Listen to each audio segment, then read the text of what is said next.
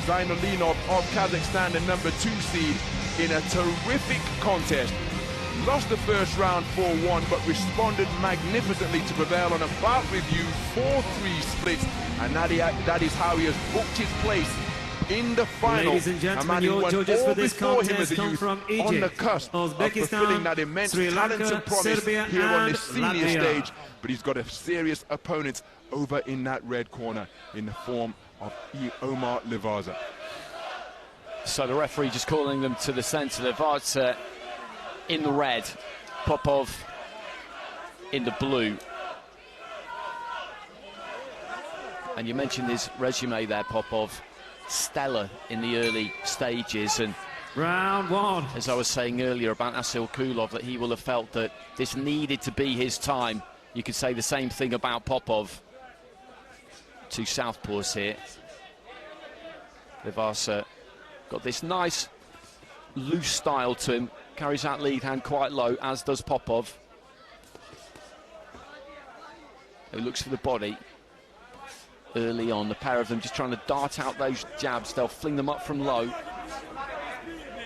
trying to burst them up into that eye line. Again there, I think they're both just slightly short. Nice left to the body there from Popov. And again, he flicks up that jab and scores to the body with it that time. Again, just dips his knees, 1-2 down the middle from Popov, who's maybe locked on a little bit more effectively than Livaza so far. Again with that 1-2, Livaza trying to touch up that body, then goes up to the head. And just short with it. The second jab there, I think, may have just kissed the end of the nose of Popov.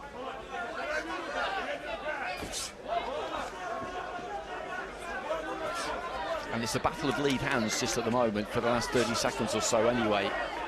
Left hand that time from Popov. He's looking for the body, that long shot to the body. Neither one is really committed with their feet just yet, and tried to get onto the inside too much.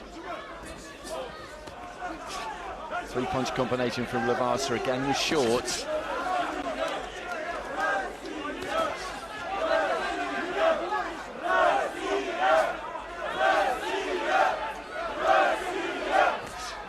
Again with the jabs, I think they both landed simultaneously there.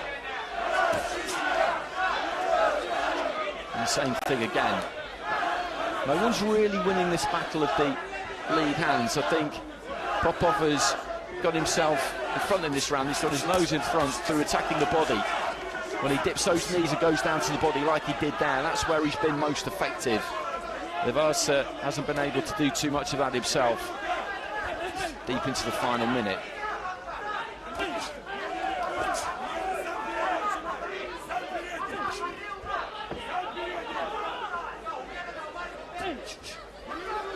And again on the outside, when they're thrown from the outside there, up to the head at least, they're just slightly short. Again, he goes to the body there, Popov.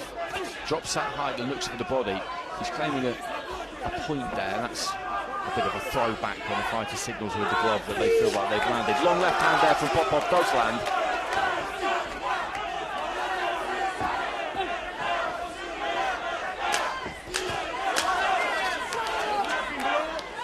Final few seconds of round 1. And in terms of those headshots, it's been kind of like high-octane fencing to a degree, but to the body, I feel like Popov has done the better work. I would agree with you, and I think it's that variety that, for my money, has won him the round. And then there was that one single eye-catching left cross in the final 20 seconds or so from Popov. But that type of variety there, the ability to just drop his height, land with straight shots to the body, because in the battle of the lead hands up top, neither man was really establishing any mastery of range, just falling fractionally short. And it's a clean sweep of the cards for Ilya Popov. I think his effective investments into body shot and that one eye catch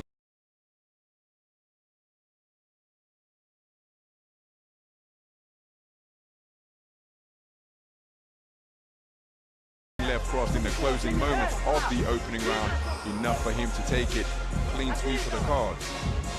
And the interesting thing about this is that Livaza is going to have to change something up in this second round. He's going to have to go to Popov more, and I feel like that might suit him. We will see.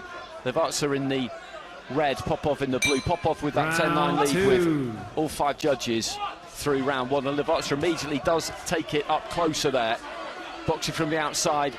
If you're hoping to get on the outside and nick the round, land a few jabs, that didn't work for him. And immediately he's changed things. He's looking to get behind that guard rather than hold those hands low and use that lead hand. He's trying to get tight, he's trying to get that shoulder and get up close and see if he can win a fight on the inside that way. That was a decent jab from him, thrown from closer in. Popov just pushes him off. Now, who's it going to suit more at this kind of mid-range? Well, he's back on the jab now, Lavazza. Very briefly. Bit of a marking on the right eyebrow there of Popov. I think maybe the heads came together on the inside. Good jabs from the pair of them. The jab landed there again from Lavazza. There's blood coming from the corner of the right eye there of Popov. And when the referee sees that, I think he may well send him to the doctor. He's just let it go for the moment. Trying to let go with the right hand there, Popov. Good jab there from Lavazza, who scores to the body with the right hand. Left hand there from Popov. And this is better from Lavazza. He's just committing more in this second round. It's as simple as that. And sometimes you're forced into that. If you lose that first round, then you know that you need to do something. Good right hand there from Popov. Trying to bomb with that backhand, Popov, who was taken on the gloves. Lavazza trying to work away to the body. OK, well, the referee's called timeout, and the doctor will have a look at the cut. Let's see if we can get a signal to the officials at ringside as to what happened here. Head clash. We can't really see from where we are. There's not too much blood coming out of it. That doesn't mean, though, that there can't be some depth to it. Let's have a look. There we go. Nobody's fault. Heads coming together on the inside.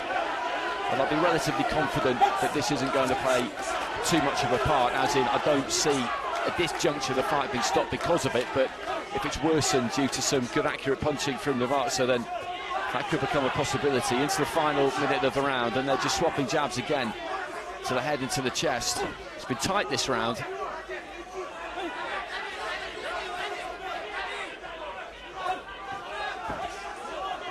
Looking flat, long left to the body there, Popov. It's not been as easy for him to land that in the second round as it was in the first. Lavazza just comes steaming in, head down, throws that left hand over the top. And they could both do with a good strong finish here. Right hand there, I think, from Lavazza landed.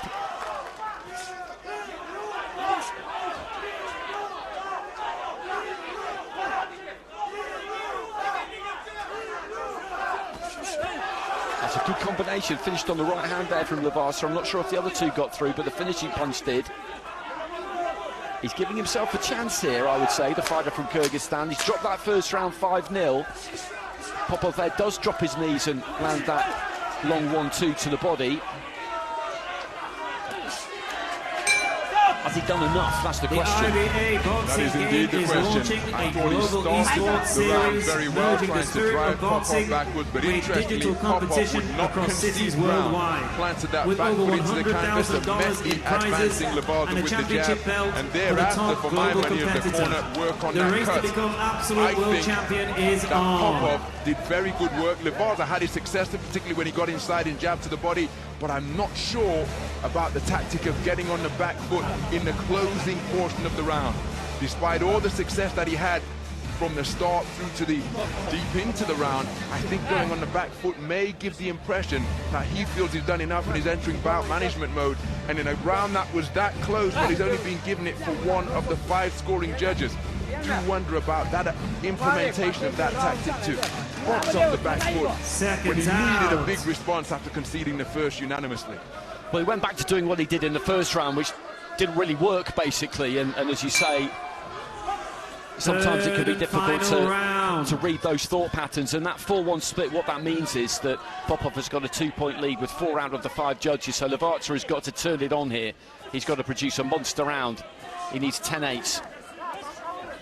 And in the context of what we've seen so far, that is a big ask.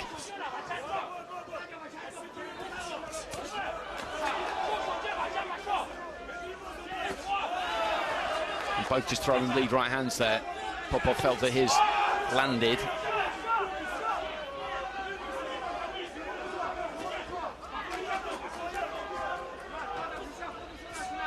And I wonder what the corner has communicated to him going out for this final round.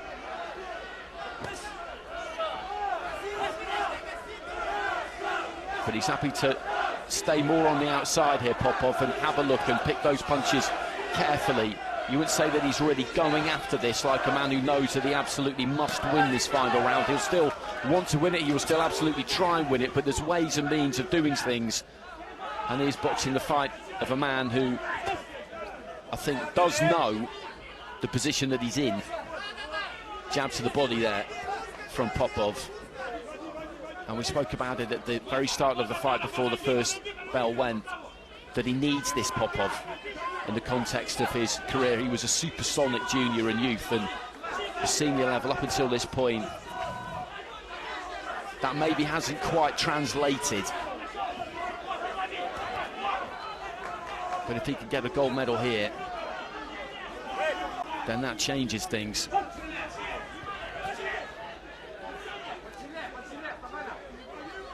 And happy just to use the outside of the ring more here, just shoot that jab from distance, use those feet. And Levarts needs to show a bit more urgency here, to be honest, and just try and pour everything into this final round rather than just box his way to the end of the fight, because he needs a big round here. And at the minute, he's not close to achieving it.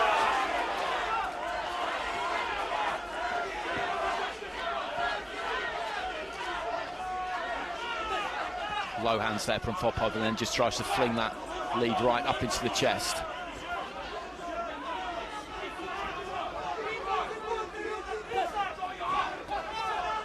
Tripling up on the jab, and Levarts leaning back and staying out of the way. I do find this slightly curious from the man from Kyrgyzstan. I'm not saying it's easy to put somebody like Ilya Popov under a lot of pressure, but you've got to try. And in this final round, there just hasn't been anything like enough urgency from him. It could well be the case that if he'd come forward and really looked to open up, then he could have got picked off. That's always a possibility, but you have to roll that dice. Given the context of the scores going into the third and final round, the man from Ladies and gentlemen, your guest presenter for this contest is Yusuf Kyrgyzstan needed a massive final 3 minutes. Directors. And he actually had a better start to the second round than he was able to produce in the third, when he did get up close and worked effectively to the body.